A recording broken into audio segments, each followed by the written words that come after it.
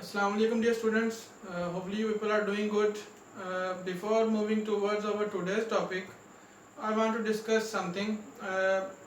बल्कि डिस्कस तो नहीं करना, लेकिन ये है कि मैंने एक असाइनमेंट देनी है आपको।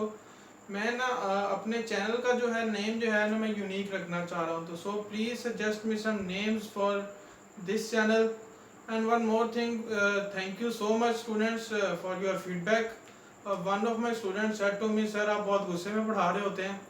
तो उसके लिए यही है बेटा, मैं कौन सा यहाँ पे AKM चला रहा हूँ 6x के साथ, तो कोशिश कर रहा हूँ कि आपको अच्छे से पढ़ाऊँ और समझ आए आपको। बाकी गुस्से में नहीं होता, प्यार से ही पढ़ा देता हूँ मैं। बाकी आज अपने टॉपिक की तरफ मूव ऑन करते हैं। टॉपिक हमारा क्या है? हम लोग चैप्टर 1 डिस्कस कर रहे थे 9th क्लास का, which is matrices and determinants. तो उसके कुछ बेसिक डेफिनेशन आप लोगों ने पहले पढ़ ली हुई हैं। आगे चलते हैं। आगे हमारे पास टॉपिक है symmetric and skew symmetric. Symmetric और स्क्यू सिमेट्रिक को डिस्कस करने से पहले आप लोगों ने क्या करना है कि जो ट्रांसपोज ऑफ अ मैट्रिक्स है उसका कॉन्सेप्ट दोबारा हम रिवाइज करते हैं। ट्रांसपोज क्या होता था? ट्रांसपोज की डेफिनेशन ये थी कि चेंजिंग रोज इनटू कॉलम्स। ठीक है, तो लेट्स सपोज मैं डेफिनेशन रिवाइज करवाता हूँ आपको। एक ट्रांसपोज के लिए मैं एक मैट्रिक्स ले रहा हूँ 1 2 3 4 5 6 7 8 9। ठीक है, अब मैंने इसका ट्रांसपोज लेना है, तो A ट्रांसपोज किसके इक्वल आएगा? 1 2 3 4 5 6 7 8 9। तो मैंने यहाँ पे देखिए क्या किया है, मैंने किया रोज को कॉलम में चेंज कर दिया, रोज को कॉलम में चेंज कर दिया, और जो आपकी कॉलम थे वो आपके पास रोज में चेंज हो गए। ठीक है, अब इसी कॉन्सेप्ट को यूज करना है हमने स्क्यू सिमेट्रिक और सिमेट्रिक में। अब हमें सबसे पहले ये पता होना चाहिए कि सिमेट्रिक और स्क्यू सिमेट्रिक होता क्या है। सिमेट्रिक की डेफिनेशन ये है कि अगर आपके पास कोई भी एक स्क्वायर मैट्रिक्स हो, कोई भी आपके पास एक स्क्वायर मैट्रिक्स हो और उसका जो ट्रांसपोज लें तो उसका ट्रांसपोज उसी मैट्रिक्स के इक्वल आ जाए, तो आपके पास क्या होगा?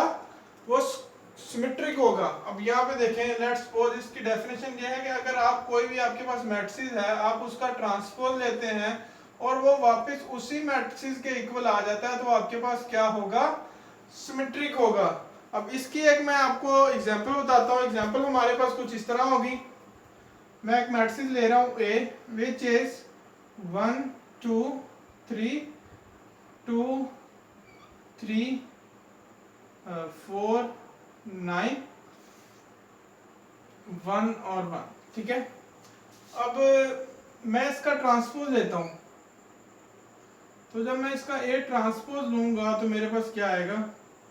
1 2 3 2 4 1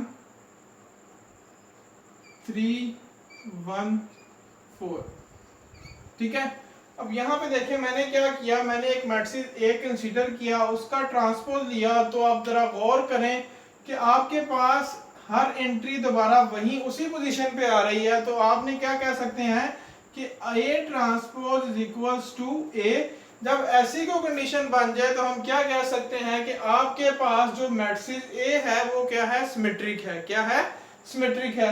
इसी तरह स्क्यू सिमेट्रिक की तरफ आते हैं। स्क्यू सिमेट्रिक में आपके पास क्या होता है? आप किसी भी मैट्रिक्स का ट्रांसपोज लेते हैं, किसी भी मैट्रिक्स का ट्रांसपोज लेते हैं, वो उसके नेगेटिव ऑफ उस मैट्रिक्स के नेगेटिव ऑफ A के इक्वल आ जाता है। ठीक है, नेगेटिव ऑफ मैट्रिक्स के इक्वल आ जाता है, तो आप उसे क्या कहेंगे?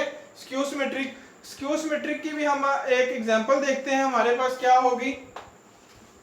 एक मैट्रिक्स कंसीडर करता हूं A। मैट्रिक्स है हमारे पास A is equals to 0 1 2 -1 -2 0 1 -1 और 0। अब मैं इसको सॉर्ट आउट करता हूँ।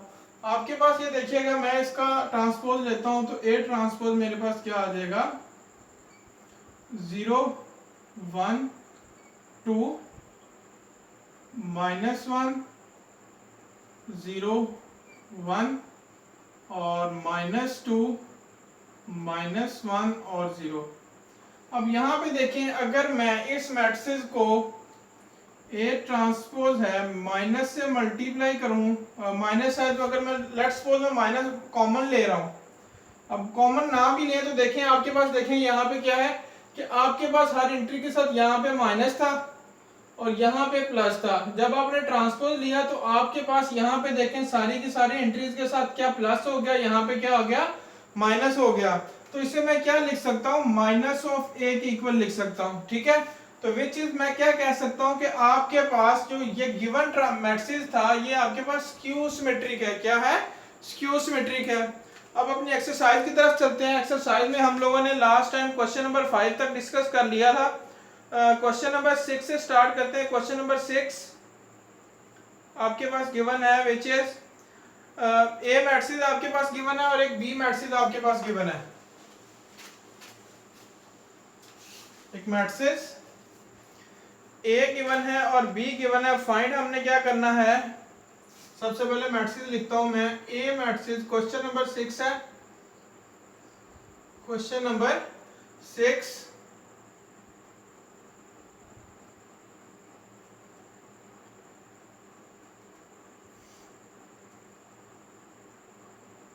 एक्सरसाइज 1.3। ठीक है, एक्सरसाइज 1.3 है आपके पास। क्वेश्चन नंबर 6 है, ए मैट्रिक्स हमारे पास गिवन है which is equals to 1 -2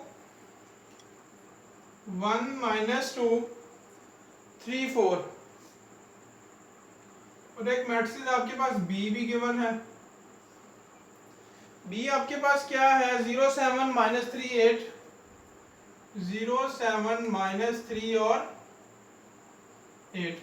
find out आपने करना है आपके पास -3a -2b 3a -2b find out आपने ये करना है। तो सबसे पहले आपको क्या फाइंड आउट करना होगा, 3a फाइंड आउट करना होगा which is 3 into A matrix आपके पास आ जाएगा 1 -2 3 और 4। ठीक है, इसको मल्टीप्लाई करते हैं, 3 1 3 3 2 6 -6 3 3 9 4 3 12। ठीक है, उसके बाद आपने क्या करना है,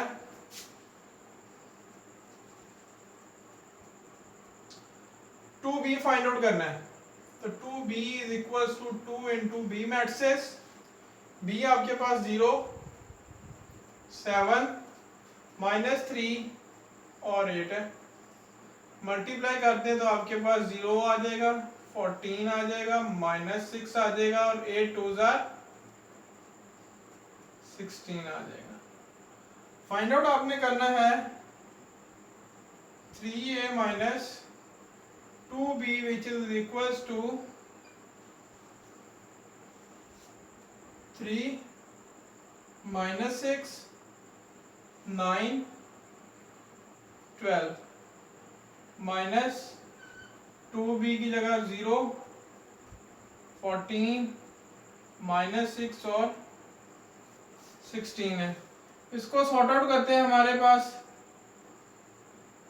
3 -0 -6 -14 9 ये माइनस जब इस वाले माइनस से मल्टीप्लाई होगा तो +6 हो गया, 12 -16 और आंसर आपके पास क्या आ जाएगा, 3 -6 -14 -20 9 + 6 15 12 -16 तो आपके पास क्या आ गया, -4। ये आपके पास पार्ट 1 का आंसर है। इसी का बी पार्ट है, उसमें आपने क्या फाइंड आउट करना है, पहले ट्रांसपोज फाइंड आउट करने हैं। सेम यही क्वेश्चन है, इसी तरह का। इसको हमने क्या करना है, इसका ट्रांसपोज फाइंड आउट करना है।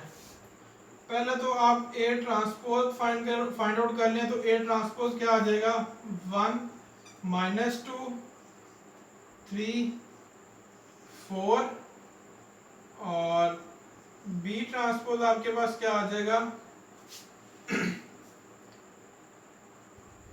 0 7 -3 और 8। ठीक है, अब हमने क्या फाइंड आउट करना है 2A ट्रांसपोज -3B ट्रांसपोज। तो सबसे पहले मुझे फाइंड आउट करना है 2A ट्रांसपोज।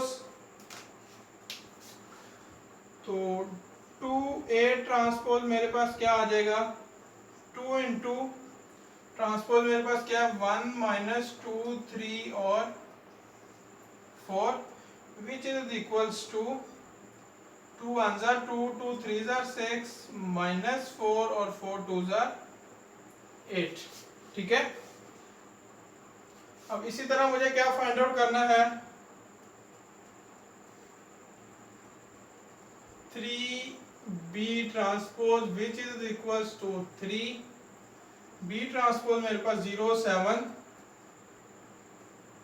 -3 और 8 मल्टीप्लाई करते हैं तो मेरे पास क्या आ गया 0 -9 7 3 जार 21 और 8 3 जार 24 विच इज इक्वल्स टू, बल्कि हमने सॉर्ट आउट कर लिया। अब हमने ये एक्सप्रेशन करना है तो दोनों मैट्रिक्स का जो आंसर है उसको माइनस करते हैं तो 2A transpose equals to minus 3B transpose is equals to 2 6 -4 और 8 -0 -9 21 24 माइनस करते हैं इसे 2 -0 6 माइनस ये माइनस माइनस से मल्टीप्लाई हुआ तो +9 -4 -21 8 -24। तो आंसर मेरे पास क्या आया 2 6 + 9 15 -25 -4 -21 -25 हो जाएगा और यहाँ पे आ जाएगा -16। ये आपके पास सेकंड पार्ट का आंसर था क्वेश्चन नंबर 6 के सेकंड पार्ट का। अब हमने क्वेश्चन नंबर डिस्कस करना है क्वेश्चन नंबर 7। हमने उसमें क्या फाइंड आउट करना है, हमने ए बी की वैल्यू फाइंड आउट करनी है। तो हमें एक रिलेशन गिवन है, यहाँ पे सॉर्ट आउट करते हैं क्वेश्चन को। क्वेश्चन नंबर 7 डिस्कस कर रहा हूं मैं।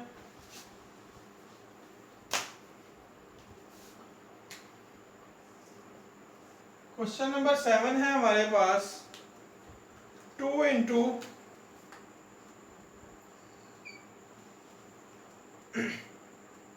2 4 -3A 2 4 -3 और A +3 into 18B -4 18B -4 equal to 7 10 18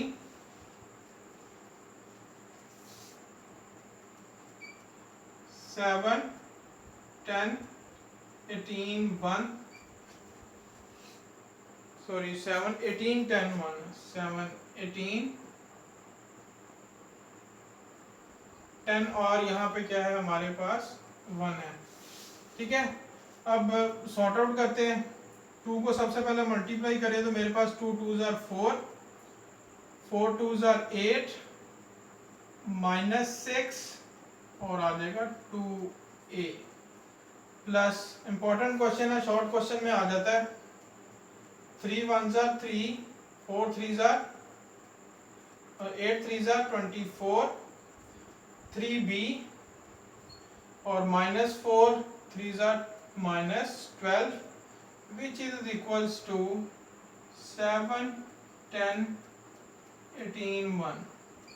ठीक है, प्लस करना है हमने इसे 4 + 3 8 + 3B -6 plus 24 2a minus 12 is equals to 7 10 18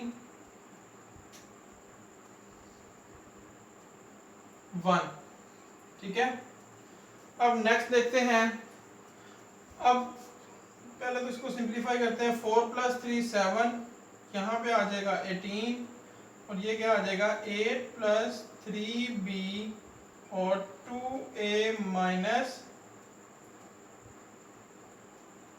12 is equals to 7 10 18 1। उसके बाद अब देखें, स्टार्ट ऑफ द चैप्टर हमने एक डेफिनेशन पढ़ी थी इक्वल मैट्रिसेस। इक्वल मैट्रिसेस में क्या होता है कि आपके पास वो क्या होता है, एक तो उनका ऑर्डर सेम होता है, देखिए इसका ऑर्डर सेम है, ऑर्डर सेम है, और उसकी करस्पॉन्डिंग एंट्रीज भी क्या होती हैं, सेम होती हैं। अगर करस्पॉन्डिंग एंट्रीज सेम हैं और ये इक्वल मैट्रिक्स हैं तो मैं यहाँ से दो इक्वेशन कंक्लूड कर सकता हूँ, which is 8 plus 3b is equals to 10, 8 plus 3b is equals to 10 which is your equation 1। यहाँ से एक और इक्वेशन निकाल सकता हूँ 2a minus 12 is equals to 1, 2a minus 12 is equals to 1 part 2 है, इक्वेशन 2 है आपके पास। ठीक है, तो यूजिंग इक्वेशन 1 यहाँ पे लिख लें फ्रॉम इक्वेशन 1, इक्वेशन 1 को यूज करता हूँ 8 plus 3b is equals to 10, 8 इस तरफ प्लस हो रहा है और दूसरी साइड पे जाके क्या हो जाएगा minus, 3b is equals to 18 minus 10 minus 8, 10 minus 8, तो 3b इज इक्वल्स टू क्या आ जाएगा 2 और b की वैल्यू क्या आ गई 2/3। इसी तरह मैं यूज करता हूँ equation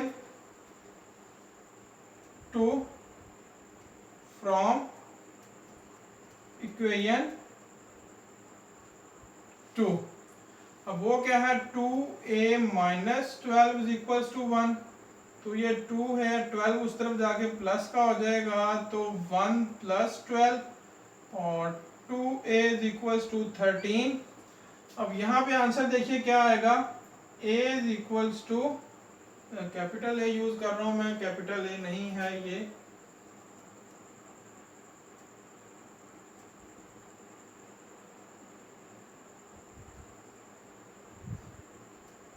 a is equals to 13/2। ये थे आपके पास जो आपने फाइंड आउट करना था, a और b का आंसर। a का आंसर ये है और b का आंसर आपके पास 2/3 आ गया। अब इसी तरह हम क्वेश्चन नंबर 8 को डिस्कस करते हैं, जो सिमेट्रिक और स्क्यू सिमेट्रिक के हवाले से है। Question number 8,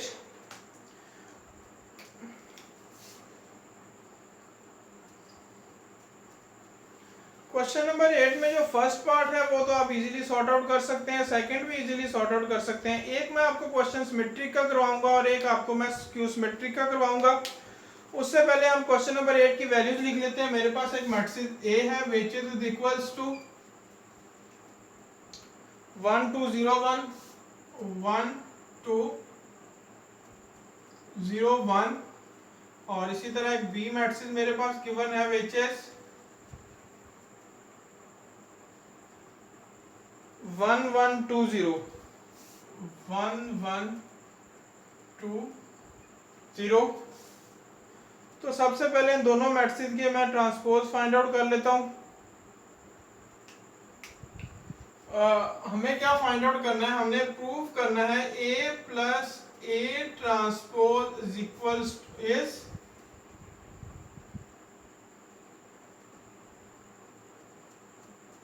symmetric. अब सिमेट्रिक की डेफिनेशन मैंने आपको क्या बताई थी, आपके पास कोई भी मैट्रिक्स हो उसका ट्रांसपोज लें और वापस आपके पास वही मैट्रिक्स आ जाए तो हमने क्या कहना है, ये आपके पास क्या होगा, सिमेट्रिक होगा। तो हमने अब इस पूरे के पूरे एक्सप्रेशन को सिमेट्रिक प्रूव करना है। तो सिमेट्रिक प्रूव करने के लिए सबसे पहले मुझे ए ट्रांसपोज फाइंड आउट करना पड़ेगा।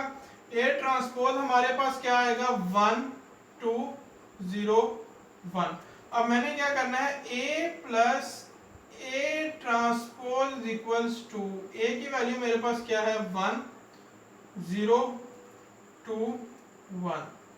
ठीक है, अब प्लस मैंने क्या करना है उसमें ट्रांसपोज की वैल्यू विच इज 1 0 2 और 1 है। इन दोनों को ऐड करता हूं तो मेरे पास आंसर क्या आ जाएगा 1 प्लस 1 2 प्लस 0 0 प्लस 2 और 2 1 प्लस 1। इसको मैं सॉर्ट आउट करता हूं तो मेरे पास क्या आ जाएगा a plus A transpose equals to 1 plus 1 2 आ जाएगा, यहाँ पे 2 प्लस 0 2 आ जाएगा 2। तो आपके पास सारी एंट्रीज 2 आ गई। अब मैं इसका क्या लेता हूँ ट्रांसपोज लेता हूँ a प्लस ए ट्रांसपोज, क्योंकि हमने पूरे का पूरा एक्सप्रेशन सिमेट्रिक प्रूव करना है।